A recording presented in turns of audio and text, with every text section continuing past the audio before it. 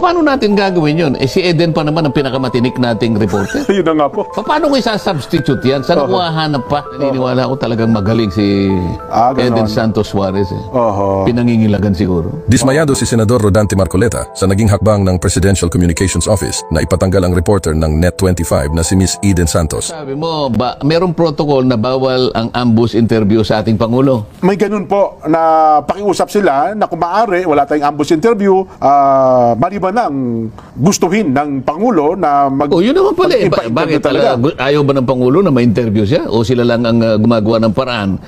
Baka naman ang Pangulo nakahanda namang magpa-interview. Eh sila lang. Yun nga yung sinasabi ko, yung protocol ba na yan pinag-aralan at yan ba'y sinang-ayunan ng lahat ng mga reporters na may kinalaman dyan? Parang yun ata kasi kanila request yun, Sen eh.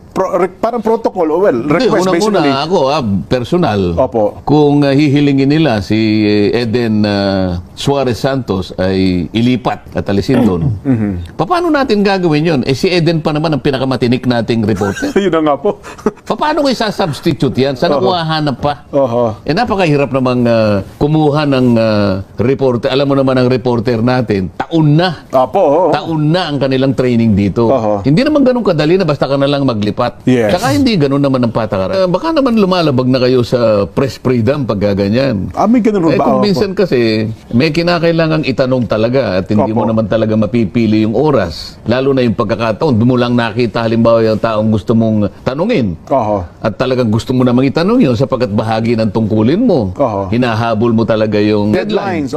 At siguro, isa sa kanyang assignment ay kailangan nating magkaroon ng ganitong reaksyon mula sa taong ito. At ang deadline niya, yun ang panahon na nakita niya.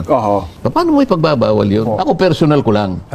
Siya yung pinakamagaling nating reporter eh. Saan ako hahanap ng ipapalit sa kanya ng ganun-ganun kadali? Ano masasabi ko dyan? Parang wala sa hulog yung ganun eh. Bakit? Ba't ka namimili, di ba? Ano ba problema? Yun na nga po. Di ba?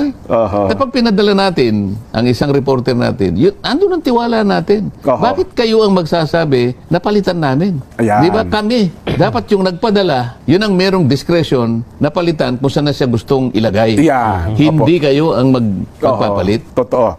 Kahit suggestion lang, parang hindi tama. Hindi pa rin tama. Tama po. Naniniwala ako talagang magaling si Eden Santos Suarez. Pinangingilagan siguro. Di ba?